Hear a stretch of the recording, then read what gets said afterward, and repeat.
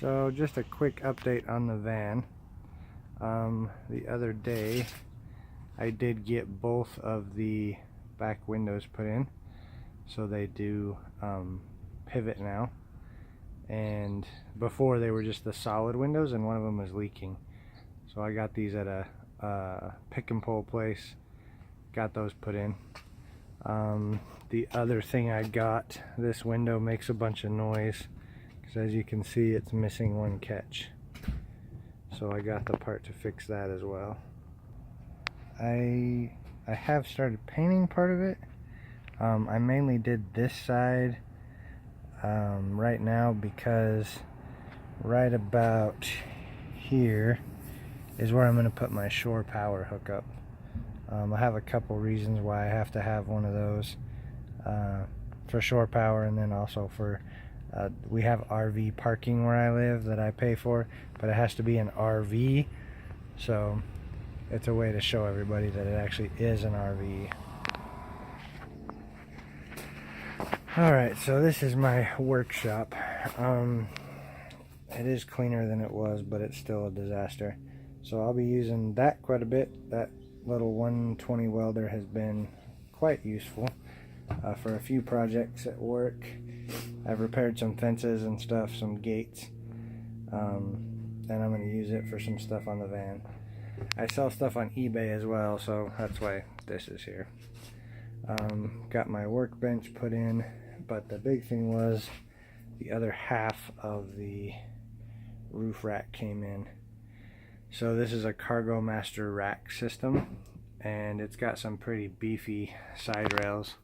As you can see, these are the side rails here, and then it actually has a big piece that hangs down over the back doors that pivots up, and so you can actually load like 8.5 by 11 sheets of sheetrock and plywood and things like that by yourself. It just rolls right up. So all of the center pieces, yeah, are like this, and they have like a bearing that goes on them, so they can just roll right up. And then it does set a couple inches up off of the roof, probably 1.5 inches or so. So what I'm hoping is the solar panels will go underneath it eventually and really make it to where it's not, it looks like a work van. It won't look like a camper van at all. So real quick, I mean, this is, like I said, I sell stuff on eBay, and this is my workshop, so I've got a ton of stuff in here that is either listed or has to be listed. I just picked this workbench up. I don't know if I've showed this before. This is my battery setup. It may be slightly overkill. Hopefully, I want to be able to run some power tools and charge power tools. And so these are the GPL 4DA Lifeline batteries. The reason I have 3 of these huge beasts is because I got the whole setup for just over $100, I think. It's been a while since I bought them. And right now they're just temporarily hooked up. I bought all these. These I will use permanently, but it won't be with this thin gauge wire. I just had those on there because I bought this and wanted to test it. This is a charger. I'll put a link in the description, but it's a charger and a shore power, so it's got 120 volts and it has a panel for your 12 volt stuff on the side, but it also is a battery charger. So these are steady holding 13 volts, no problem. Both 2 of them are 12.9 and one's 13. I've left them off the charger for a couple weeks at a time and no drain at all, and then I hooked them up to the inverter the other day and it ran quite well.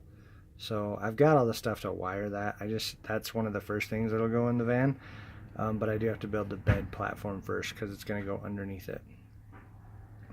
That's an Energizer 2000 watt power inverter, just because I wanted to be able to run a saw if I need to. it's not pure sine, it's inverted wave, so nothing too fancy, but should get the job done.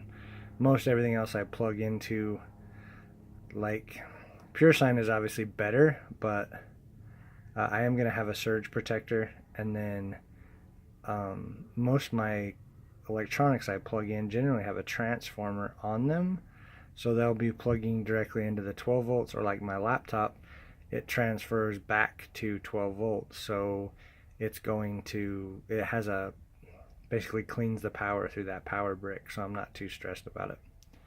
And anything else I run, I don't really need a pure sine wave, and they're quite a bit more, so if I run into a problem I'll adjust, but for now that's what I'm going to use. So I'll put links to this. I don't know if you can get any more. It was a special deal on Amazon. It was an open box. It's Energizer brand. It's nothing fancy. Yeah, it's nothing fancy. So I'm going to plug in here, run it out to some pigtails, and have some outlets in the van. But for a 2000 watt, it's pretty good size, and it had good reviews.